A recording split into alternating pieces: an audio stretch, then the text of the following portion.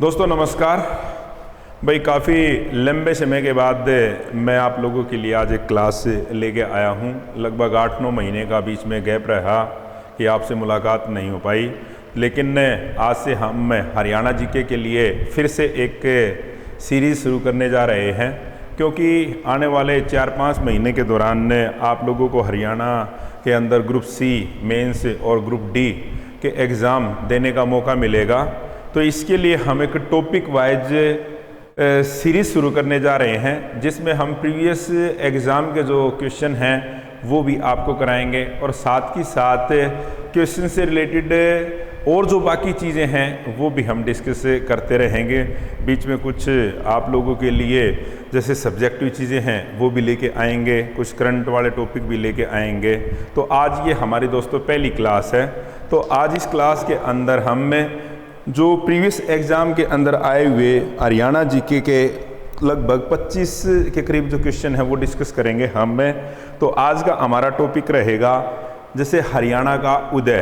भाई हरियाणा पंजाब से अलग होके किस तरह से एक अलग राज्य के रूप में विकसित हुआ, तो इन सभी क्वेश्चनों का आंसर हम ढूंढने की कोशिश करेंगे। तो आइए दोस्तों शुरू करते हैं आज से एक नई सीरीज़। जैसे पहला ही क्वेश्चन है, किस वर्ष हरियाणा प्रदेश का पंजाब में विलय किया गया? 1858, 1757, 1958 या इसमें से कोई नहीं? तो दोस्तों आप लोगों ने पहले पढ़ा होगा 1857 के अंदर क्रांति हुई थी। 1857 की क्रांति, रिवोल्ट ऑफ 1857। उससे पहले हरियाणा जो पार्ट होता था वो दिल्ली का पार्ट होता था, दिल्ली से के साथ अटैच था। लेकिन 1857 की क्रांति के पश्चात हरियाणा को जो हरियाणा को जो हिस्सा बना दिया गया वो पंजाब के साथ जोड़ दिया गया। तो राइट आंसर रहेगा यहाँ पर ये 1858 के तहत ये चीज़ें की गई थी। तो राइट आंसर रहेगा हमारा यहाँ पर 1858। तो कई बार इस तरह से भी क्वेश्चन आ सकता है कि पंजाब में जोड़ने से पहले हरियाणा किसका भाग था? तो जो दिल्ली के साथ ही हरियाणा को देखा जाता था। तो राइट आंसर रहेगा यहाँ पे हमारा 1858। नेक्स्ट क्वेश्चन, पृथक हरियाणा राज्य के लिए मांग किस वर्ष से प्रारंभ की गई? जब दिल्ली से हटा के 1858 के अंदर हरियाणा को पंजाब के साथ जोड़ दिया गया, तो उसके बाद आगे चलकर ये मांग उठी कि वह हरियाणा को दोबारा पंजाब से अलग कर दिया जाए। तो ये मांग कब उठी? ये दोस्तों ये मांग उठी थी 1907 के अंदर। 1907 के अंदर हमारे दो नेता थे, एक लाला लाजपत राय, एक अरुणा आसफ अली। उन्होंने 1907 के अंदर इसकी मांग की थी कि पंजाब से हरियाणा को अलग कर दिया जाए। तो यहाँ पे इस तरह से भी क्वेश्चन पूछा जा सकता है कि अलग करने की मांग किसने की थी? इसमें मुख्य व्यक्ति थे लाला लाजपत राय। नेक्स्ट क्वेश्चन के अंदर ये एग्जाम में ये क्वेश्चन आ चुका है, शायद नेक्स्ट हमारा जो क्वेश्चन है यही रहेगा। पृथक हरियाणा की मांग का राष्ट्रीय आंदोलन के किस नेता ने समर्थन किया था? तो यहाँ पर दोस्तों मैंने अभी डिस्कस किया था 1907 के अंदर जो लाला लाजपत राय और अरुणा आसफ अली, ये दो नेता थे जिन्होंने अलग हरियाणा की मांग की थी। तो राइट आंसर रहेगा हमारा यहाँ पर सी। नेक्स्ट, स्वायत्त हरियाणा राज्य के लिए गठित हरियाणा विकास समिति, हरियाणा विकास समिति के अध्यक्ष कौन थे? तो यहाँ पे दोस्तों हरियाणा जो विकास समिति, एक हरियाणा राज्य पंजाब से अलग करने के लिए इसका गठन किया गया था। तो इसके अध्यक्ष बनाए गए थे श्री राम शर्मा। तो राइट आंसर रहेगा हमारा ए, श्री राम शर्मा। नेक्स्ट देखते हैं, अखिल भारतीय मुस्लिम लीग के किस अधिवेशन में सर्वप्रथम हरियाणा क्षेत्र को पंजाब से अलग कर दिल्ली में मिलाने की मांग की गई थी? दोस्तों हरियाणा के लिए खाली दूसरे नेताओं ने ही बात नहीं की बल्कि मुस्लिम लीग के नेताओं ने भी बात की थी, क्योंकि मुस्लिम लीग हरियाणा देश के अंदर एक तो पहले हमारे देश के अंदर एक तो जो मुख्य पार्टी एक तो कांग्रेस होती थी और दूसरा राजनीतिक बड़ा दल था वो मुस्लिम लीग। तो मुस्लिम लीग का जो 1926 के अंदर अधिवेशन हुआ था, 1926 के अंदर, और ये अधिवेशन दिल्ली के अंदर हुआ था, दिल्ली के अंदर हुआ था। और इसी अधिवेशन के अंदर ये मांग की गई थी कि पंजाब से हरियाणा को अलग कर दिया जाए। तो राइट आंसर रहेगा ये दिल्ली अधिवेशन। और कई बार ये भी क्वेश्चन आ जाएगा कि दिल्ली में कौन सी पार्टी का अधिवेशन हुआ था 1926 के अंदर जिसने हरियाणा को अलग करने की मांग की थी, तो हम जा सकते हैं मुस्लिम लीग के साथ। तो जब भी आप कोई भी क्वेश्चन सोल्व करो तो उसके साथ 3 या 4 कंसेप्ट क्लियर करके आप आगे बढ़ सकते हो। नेक्स्ट हमारा क्वेश्चन है, किस गोलमेज सम्मेलन में जेफरी कॉर्बेट ने अंबाला डिवीजन को पंजाब से अलग करने की बात की थी? तो दोस्तों राउंड टेबल कॉन्फ्रेंस के बारे में आप लोग पहले पढ़ चुके होंगे। तो 3 राउंड टेबल कॉन्फ्रेंस हुई थी, 1930 के अंदर पहली, 1931 में दूसरी और 1932 के अंदर तीसरी। ये लंदन के अंदर हुए थे गोलमेज सम्मेलन। और जो साइमन कमीशन ने अपनी रिपोर्ट दी थी ना, उसको लागू करवाने के लिए ये राउंड टेबल कॉन्फ्रेंस की गई थी। तो इसके लिए जो जेफरी बायकट ने अंबाला डिवीजन को पंजाब से अलग करने की बात की थी, तो ये जो दूसरी राउंड टेबल कॉन्फ्रेंस हुई थी 1931 के अंदर, इसमें इन्होंने ये बात कही थी। तो राइट आंसर रहेगा हमारा द्वितीय। 1947 में भारत के स्वतंत्र होने के पश्चात हरियाणा किस भारतीय प्रांत का भाग था? क्योंकि बीच में कोई बदलाव नहीं हुआ। 1858 में जब पंजाब के साथ हरियाणा को जोड़ दिया गया था, 1947 तक हरियाणा उसी का भाग रहा। तो राइट आंसर रहेगा हमारा यहाँ पर पंजाब, क्योंकि पंजाब का ही भाग था 1947 में जब भारत आज़ाद हुआ। ये क्वेश्चन पीजीटी 2016 के अंदर एग्जाम में आ चुका है। नेक्स्ट, 1948 में मास्टर तारा सिंह ने अपने पत्र, मास्टर तारा सिंह का एक पत्र जिसका नाम है अजीज, में किस राज्य की मांग की थी? सिख राज्य की, हिंदी राज्य की, उर्दू राज्य की, या ये सभी? तो यहाँ पे दोस्तों राइट आंसर रहेगा सिख राज्य की। तो मास्टर तारा सिंह ने ये कहा था कि भाई सिखों के लिए एक अलग राज्य का गठन किया जाए। तो राइट आंसर रहेगा यहाँ पर सिख राज्य। सच्चर फार्मूला कब लागू किया गया? अक्टूबर 1949, सितंबर 1949, नवंबर 1949, या उपयुक्त में से कोई नहीं? तो पहले तो आपको इस बारे में पता होना चाहिए कि सच्चर फार्मूला था क्या। तो जैसे हरियाणा के अंदर हिंदी भाषी और पंजाबी 2 क्षेत्र थे, जहाँ पर कुछ क्षेत्र के अंदर हिंदी बोली जाती थी, किसी क्षेत्र के अंदर पंजाबी को महत्वपूर्ण माना जाता था। तो इस विवाद को हल करने के लिए पंजाब को 2 हिस्सों के अंदर बांट दिया गया था। और उस दौरान पंजाब के सीएम वो थे भीमसेन सच्चर। तो इसलिए इस फार्मूले को नाम दिया गया था भीमसेन सच्चर के नाम से ही इसको सच्चर फार्मूला नाम दिया गया था। और ये लागू किया गया था 1 अक्टूबर 1949 को। तो राइट आंसर रहेगा 1 अक्टूबर 1949। आगे चलकर इस तरह का भी क्वेश्चन आता है कि इस फार्मूले के तहत पंजाब को कितने भागों में बांट दिया गया था, वो भी हम पढ़ेंगे। जैसे यही क्वेश्चन आया, सच्चर फार्मूले के अंतर्गत पंजाब प्रांत को कितने भागों में बांट दिया गया था? तो अभी हमने बात की थी कि पंजाब को 2 क्षेत्रों के अंदर बांटा गया था। एक को नाम दे दिया गया था हिंदी क्षेत्र, जहां पर हिंदी का प्रयोग किया जाएगा, और दूसरा था पंजाबी। तो इसका राइट आंसर तो रहेगा 2 भागों में। अब जैसे क्वेश्चन कई बार ये भी पूछा जाता है कि कितने जिले हिंदी क्षेत्र के अंदर रखे गए थे, तो उन जिलों के नाम भी मैं बता देता हूँ। एक तो जिसको आजकल गुरुग्राम कहते हैं, पहले इसका नाम गुड़गांव होता था। गुरुग्राम, करनाल, कांगड़ा और एक हिसार। ये तो दोस्तों जो जिले थे, इन जिलों को कहा गया था हिंदी क्षेत्र के अंदर ये शामिल किए जाएंगे। इसके अलावा कुछ तहसील भी थी, जैसे नारायणगढ़ और जगाधरी, ये तहसील थी। इनको सभी को शामिल किया गया था हिंदी क्षेत्र के अंदर। बाकी जो पंजाब का भाग बचा, इनको छोड़कर जितने जिले और तहसील, उनको शामिल कर लिया गया था पंजाबी क्षेत्र के अंदर। तो आपको ये चीज़ भी ध्यान रखनी होगी, क्योंकि यहाँ से भी कई बार क्वेश्चन पूछा जा सकता है।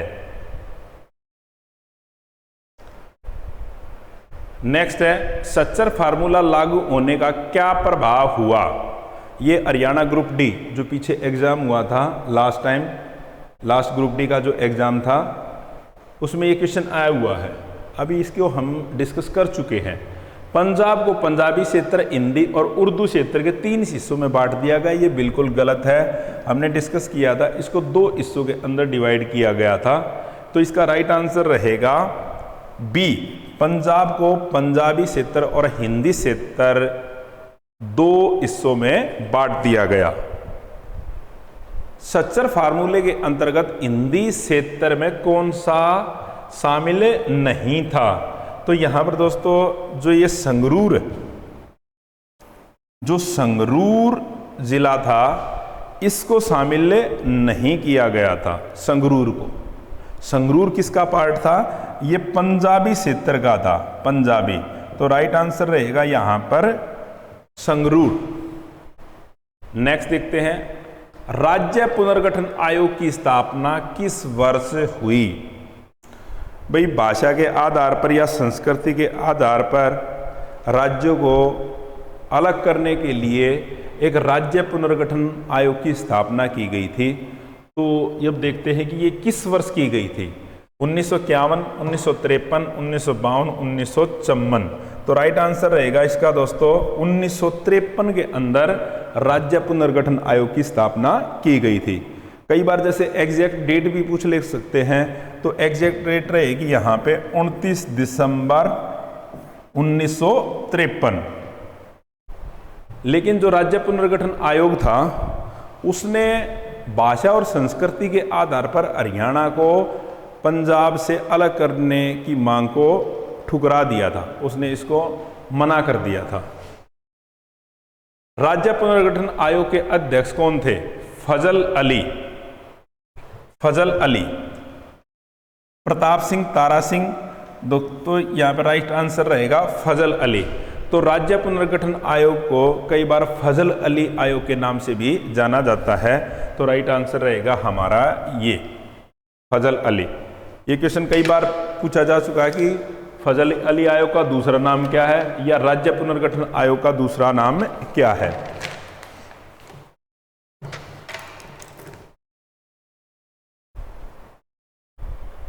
स्टार्टिंग में तो राज्य पुनर्गठन आयोग ने हरियाणा को पंजाब से अलग करने की मांग को ठुकरा दिया था। केंद्र सरकार द्वारा क्षेत्रीय फार्मूला कब लागू किया गया। भाई केंद्र सरकार के द्वारा जो क्षेत्रीय फार्मूला कब लाया गया, क्वेश्चन है कब लाया गया। तो दोस्तों ये केंद्र सरकार ने जो क्षेत्रीय फार्मूला था उसका गठन किया था अप्रैल 1956, मई 1956, अक्टूबर 1956 या दिसंबर 1956। तो राइट आंसर रहेगा ये अप्रैल 1956 के अंदर केंद्र सरकार द्वारा क्षेत्रीय फार्मूला लाया गया था। अब इसको जैसे क्वेश्चन आ जाए हरियाणा में इसको लागू कब किया गया, तो हरियाणा के अंदर आ जाए तो इसको 24 जुलाई 1956 के अंदर इसको लागू किया गया था। 24 जुलाई 1956 को इसमें भी ऐसा ही किया गया था कि हरियाणा जो पंजाब है, पंजाब को द्विभाषी राज्य मान लिया गया था कि यहाँ पर दो लैंग्वेज चलेंगी, एक तो पंजाबी और एक हिंदी। पंजाबी और हिंदी। ये क्वेश्चन भी आता है कि क्षेत्रीय फार्मूले के तहत हरियाणा को या पंजाब को किन भाषाओं के अंदर बांटा गया था। पंजाबी और हिंदी दो भाषाएं यहाँ पर लागू की गई थी। क्षेत्रीय फार्मूले के अंतर्गत पंजाबी क्षेत्र में शामिल थे। भाई ये क्या आ गया था, इसके अंदर जो कुछ क्षेत्र होंगे जहाँ पर पंजाबी का ही यूज होगा, ऑफिशियल लैंग्वेज भी पंजाबी होगी, और कुछ क्षेत्र ऐसे होंगे जहाँ पर ऑफिशियल लैंग्वेज वो हिंदी यूज की जाएगी। तो क्षेत्रीय फार्मूले के अंदर पंजाबी क्षेत्र में आने वाले कौन कौन थे? लुधियाना भी शामिल था, जालंधर भी, अमृतसर। तो राइट आंसर रहेगा ये सभी आते थे पंजाबी क्षेत्र के अंदर। जैसे हम जो सच्चर फार्मूला और क्षेत्रीय फार्मूला ये लगभग एक जैसे ही थे। वर्ष 1965 में किसने पंजाबी सूबे के लिए अनशन की घोषणा की? यद्यपि भारत पाकिस्तान के युद्ध के कारण इसको वापस ले लिया गया। तो भाई 1965 के अंदर एक व्यक्ति थे जिनको संत फतेह सिंह के नाम से जाना जाता है। संत फतेह सिंह, इन्होंने घोषणा की थी कि मैं 15 दिन के अनशन पर बैठूंगा, हरियाणा और पंजाब का विभाजन किया जाए। इसके लिए इन्होंने अनशन की घोषणा की थी। और ये नेता थे, एक पार्टी है अकाली दल के। कई बार ये क्वेश्चन भी आ जाता है कि ये किस दल से संबंध रखते थे? अकाली दल से, संत फतेह सिंह। लेकिन 1965 के अंदर भारत और पाकिस्तान के साथ युद्ध चला हुआ था, भारत और पाकिस्तान का, तो इन्होंने अपने अनशन को वापस ले लिया था। वर्ष 1965 में भारत सरकार ने किसकी अध्यक्षता में पंजाब विभाजन के लिए एक संसदीय समिति का गठन किया? दोस्तों ये जैसे विवाद काफ़ी लंबे समय से चला आ रहा था, हरियाणा को पंजाब से, पंजाब को हरियाणा से अलग करने के लिए भाषा के आधार पर ये मुद्दा बनता जा रहा था। तो इसके लिए उस दौरान हमारे लोकसभा के जो अध्यक्ष थे वो हुकम सिंह थे। ये लोकसभा के अध्यक्ष थे। इनकी अध्यक्षता के अंदर एक कमेटी का गठन किया गया और ये गठन किया गया था 23 अक्टूबर 1965 को। ये क्वेश्चन भी पूछा जा सकता है। 23 अक्टूबर 1965 को ये उस दौरान लोकसभा के अध्यक्ष थे। ये आपने ध्यान रखना है। पंजाब में विभाजन के लिए गठित शाह आयोग के सदस्य थे। शाह आयोग, देखो जो पंजाब का जो विभाजन किया गया उसके लिए जो कमेटी बनाई गई थी वो हुकम सिंह बनाए गए थे। उसके बाद जो सीमा आयोग था कि भाई जो बाउंड्री निर्धारित करनी थी, तो उसके लिए भी एक आयोग का गठन किया गया था और उस आयोग के जो अध्यक्ष थे वो थे शाह। तो पूरा नाम था इनका जेसी शाह। जेसी शाह। इस आयोग के अंदर 3 सदस्य थे, एक तो जेसी शाह, एमएफ फिलिप्स और एस दत्त। तो अध्यक्ष के लिए अगर क्वेश्चन आ जाए तो आंसर जाएंगे हम जेसी शाह। और इसके सदस्य कितने थे या टोटल कितने सदस्य थे, कौन कौन थे? तो ये तीनों थे। तो यहाँ पे जो क्वेश्चन पूछा गया है तो उसके लिए आंसर रहेगा डी। पंजाब सीमा आयोग ने अपनी रिपोर्ट कब सौंपी? भाई पंजाब का बंटवारा हो चुका था, उसके लिए सीमाएं निर्धारित करनी थी, तो उसके लिए जो रिपोर्ट शाह आयोग ने अपनी सौंपी वो कब? वो सौंपी 31 मई 1966 को। तो राइट आंसर रहेगा यहाँ पर 31 मई 1966। पंजाब सीमा आयोग ने, ये तो रिपीट हो चुका, अगला पंजाब पुनर्गठन एक्ट कब लागू हुआ? कि भाई पंजाब पुनर्गठन एक्ट कब लागू कर दिया गया? ये एक्ट लागू किया गया दोस्तों 18 सितंबर 1966 को। तो राइट आंसर रहिएगा यहाँ पे 18 सितंबर 1966। अब ये क्वेश्चन यहाँ पे एक और पूछा जाता है कि उस दौरान भारत के गृह मंत्री कौन थे। तो हमारे उस दौरान गृह मंत्री थे गुलजारी लाल नंदा, गुलजारी लाल नंदा। और भारत के प्रधानमंत्री पंडित जवाहरलाल नेहरू। लोकसभा में पंजाब पुनर्गठन विधेयक किसने प्रस्तुत किया? इसका आंसर मैं आप लोगों को बता चुका हूं लास्ट क्वेश्चन के अंदर, क्योंकि उस दौरान हमारे जो गृह मंत्री थे वो गुलजारी लाल नंदा थे। तो गुलजारी लाल नंदा ने ही लोकसभा के अंदर पंजाब पुनर्गठन जो विधेयक था उसको पेश किया था। तो यहां पे राइट आंसर रहेगा गुलजारी लाल नंदा। शाह आयोग की अनुशंसा के अनुसार निम्नलिखित सभी जिले नवनिर्मित हरियाणा राज्य का हिस्सा थे के सिवाय, बताइए।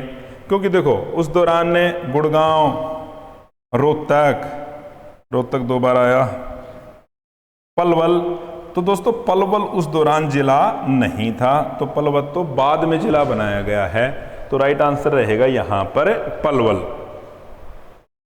किस संविधान संशोधन के अंतर्गत 1 नवंबर 1966 को भारत को 17वां राज्य बना दिया गया भारत का? 7वें, 11वें, 18वें या 15वें? तो राइट आंसर दोस्तों ये रहेगा।